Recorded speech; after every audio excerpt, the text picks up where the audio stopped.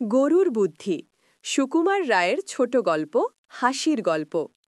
পণ্ডিত মশাই ভট্টাচার্যি বামুন, সাদা সিধে শান্তশিষ্ট নিরীহ মানুষ। বাড়িতে তার সর্ষের তেলের দরকার পড়েছে, তাই তিনি কলুর বাড়ি গেছেন তেল কিনতে। কলুর ঘরে মস্ত ঘানি, একটা গরু গম্ভীর হয়ে সেই ঘানি ঠেলছে, তার গলায় ঘণ্টা বাঁধা। গরুটা চলছে চলছে আর ঘানিটা ঘুরছে, আর সর্ষে পিষে তা থেকে তেল বেরোচ্ছে, আর গলার ঘণ্টাটা টুং টাং করে বাজছে। পণ্ডিত মশাই রোজই আসেন, রোজই দেখেন, কিন্তু আজ তার হঠাৎ ভারী আশ্চর্য বোধ হল। তিনি চোখ মুখ গোল করে অবাক হয়ে তাকিয়ে রইলেন। তাই তো, এটা তো ভারী চমৎকার ব্যাপার। কলুকে জিজ্ঞাসা করলেন, ওহে কলুর পো, ও জিনিসটা কি হে? কলু বলল, আজ্ঞে, ওটা ঘানি গাছ, ওতে তেল হয়। পণ্ডিত মশাই ভাবলেন, এটা কিরকম হলো? আম গাছে আম হয়, জাম গাছে জাম হয়, আর ঘানি গাছের বেলায় তেল হয় মানে কি?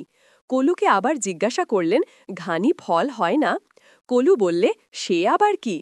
পণ্ডিত মশাই টিকিতে হাত বুলিয়ে ভাবতে লাগলেন, তার প্রশ্নটা বোধহয় ঠিক হয়নি, কিন্তু কোথায় যে ভুল হয়েছে সেটা তিনি ভেবে উঠতে পারলেন না।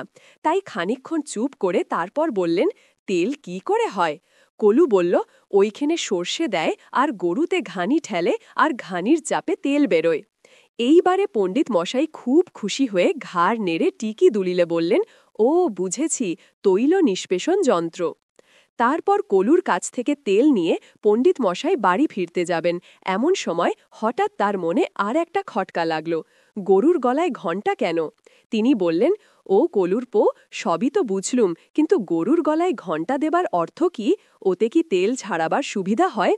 কলু বলল, সবসময় তো আর গরুটার উপরে চোখ রাখতে পারি নে, তাই ঘণ্টাটা বেঁধে রেখেছি। ওটা যতক্ষণ বাজে ততক্ষণ বুঝতে পারি যে গরুটা চলছে। থামলেই ঘণ্টার আওয়াজ বন্ধ হয়, আমিও টের পেয়ে তাড়া লাগাই। পণ্ডিত মশাই এমন অদ্ভুত ব্যাপার আর দেখেননি। তিনি বাড়ি যাচ্ছেন আর কেবলই ভাবছেন, কলুটার কি আশ্চর্য বুদ্ধি, কি কৌশলটাই খেলিয়েছে। গরুটার আর ফাঁকি দেবার জো নেই, একটু থেমেছে কি ঘণ্টা বন্ধ হয়েছে, আর কলুর পথ তেড়ে উঠেছে। এই রকম ভাবতে ভাবতে হঠাৎ তার মনে হলো, আচ্ছা, গরুটা যদি এক জায়গায় দাঁড়িয়ে দাঁড়িয়ে মাথা নাড়ে, তাহলেও তো ঘণ্টা বাজবে, তখন কলুর পথ টের পাবে কি করে? ভট্টাচার্যি মশায়ের ভারী ভাবনা হলো, গরুটা যদি শয়তানি করে ফাঁকি দেয়, তাহলে কলুর তো লোকসান হয়।